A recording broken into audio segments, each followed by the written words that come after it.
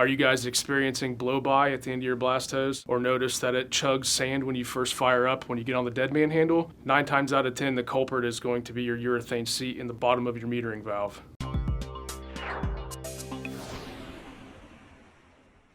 Welcome to this week's Primed Insight. I'm Craig Lamb, a field service technician here at BlastOne, and today we're going to talk about a common wear item on a TeraValve that could also be applied to a Thompson 2 valve.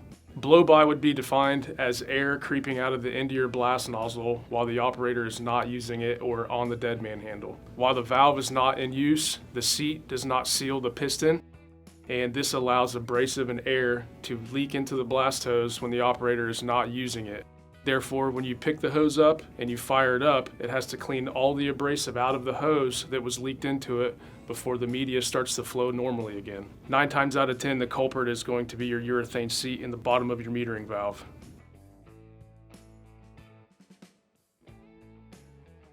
Three of the most common reasons that this occurs is due to either A, moisture in the pot and the operator having to choke the pot constantly, excessive dust in the abrasive, or also differential pressure. All three of these issues can be solved just by dropping the metering valve and removing the base and replacing the urethane seat.